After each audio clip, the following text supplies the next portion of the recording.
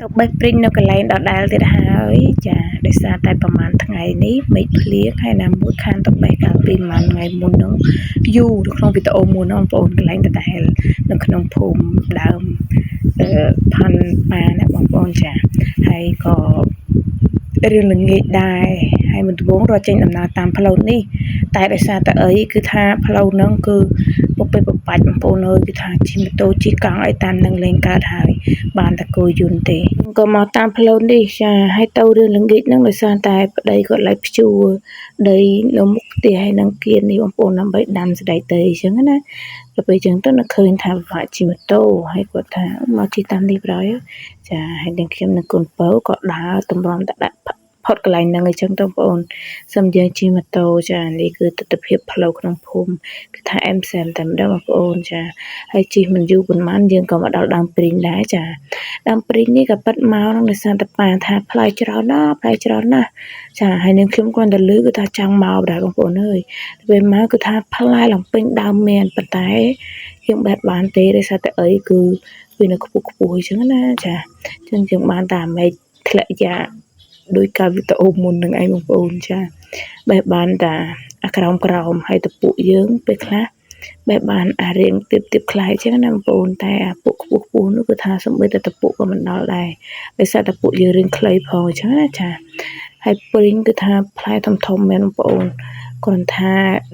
ដោយសារវានៅក្នុងភូមិគៀនភូមិអញ្ចឹងដល់ពេលអញ្ចឹងគឺអ្នកគៀននឹងគាត់មកបេះអីចឹងទៅចាឃើញតែមេឃតពុអីចឹងហ្នឹងគឺដឹងហើយចាហើយថានេះគឺផ្លែហ្មងបងប្អូនគឺថាធំហ្មងណាចាហើយកូនពៅក៏ចាប់ផ្ដើម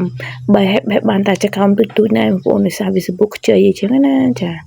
ហើយយើងសំតិចទៅមិនទៅបេះយកច្រើនអីបើថាយើងបេះលក់ទៅអាហ្នឹងយើងសំច្រើនណាមែនណាបងប្អូនពេលយើងគ្រាន់តែមកហូបគឺថាយើងលៃលោកតែប៉ុណ្្នឹងអញ្ចឹងទៅបានប៉ុណ្ណាហូបប៉ុណ្ណឹង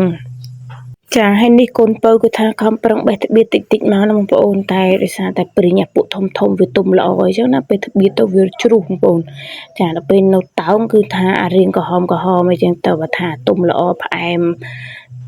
ជជែកមាត់អីហ្នឹងគឺថាពេលត្បៀតមកជ្រុះអស់ហើយចាហើយនេះចាប់ដើមមកបេះកន្លែងខ្ពស់ហើយកូនពៅគឺថាចង់ឲ្យបេះទេសាររឿងទៀបហើយមានអីបេះអត់ធ្លាក់ទេតមកបងថ្លៃគេក៏មកបេះអញ្ចឹងទៅចាហើយនាងខ្ញុំគឺអង្គុយប្រលេះដាក់ថង់បងប្អូនចាគឺថាផ្លែឡើងអែមសែមតែម្ដងយកក្លុកអំបិលមកទេសគឺថាជាតិស្លាប់ចានេះដូចបង្ហាញបងប្អូនអញ្ចឹងគឺថាធំល្អបងប្អូនចាគឺជាតិតែម្ដងព្រីងស្រុកស្រែគឺព្រីងខ្មែរយើងហ្មងព្រីងតាមស្រែហ្នឹងចាហើយព្រីងនេះគឺថាដើមរៀងចាស់បងប្អូនអើយ4 10 20ឆ្នាំហើយតាំងពីនឹងខ្ញុំនៅតូចចាហើយឥឡូវដើមវាគឺកាន់តែខ្ពស់កាន់តែទៅខ្ពស់ទៅគឺថាបែបមិនដល់ទេហើយណាមួយយើងអត់មានបានកាប់មែកអីខ្លះដើម្បីឲ្យវាដុះមែកថ្មីអញ្ចឹងបងប្អូនវាអញ្ចឹងទៅគឺថាកាន់តែខ្ពស់ហើយមែកវាក៏កាន់តែចាស់អញ្ចឹងទៅចាហើយនេះគឺថាមកចកោមនេះសិតតែខ្ចីមកបងប្អូនចាតែយើងលេះរត់តែទុំមកចាគឺថាអូយអែមសែមតែម្ដងណា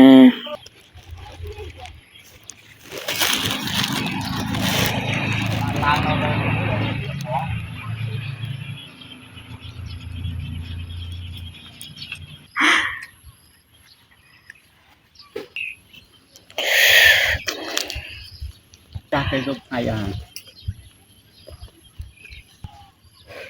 បែកខ្ទេចទៅអូដល់អត់ពេកបាក់មកนั่งទៀតទេអត់ទុំទៅឆ្វិត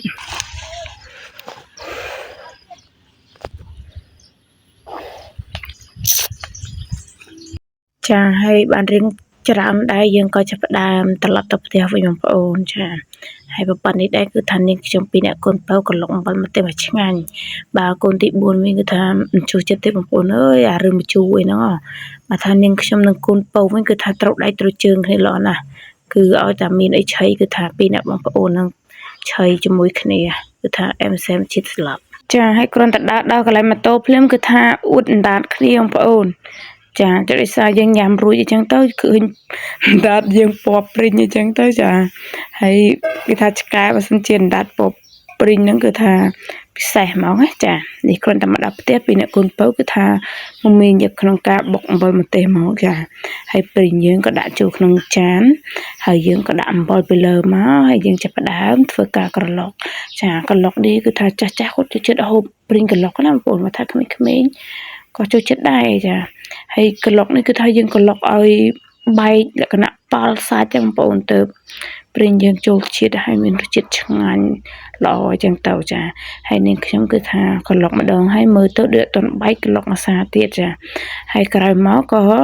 ឲ្យកូនពៅក្រឡុកម្ដងដោយសារតែកម្លាំងដៃខាងលោកកូនពៅប្រឹងបានខ្លាំងជាងល្អអញ្ចឹងណាចា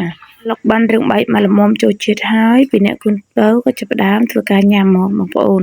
ចាតែព្រីងកន្លះចានទេពីអ្នកកូនពៅចុងក្រោយញ៉ាំមានអស់ណាបងប្អូននៅសល់ដដែលចានៅសល់ច្រើនដែរណាមួយយើងញ៉ាំនៅដើមរឿងច្រើនដែរចឹងបងប្អូនហើយចិត្តម៉ោងបាយល្ងាចទៀតដល់ពេលចឹងទៅ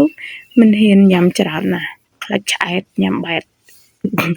អត់បានច្រើនចានេះហើយកូនពៅក៏ចាប់ផ្ដើមញ៉ាំហើយគឺថាអូយ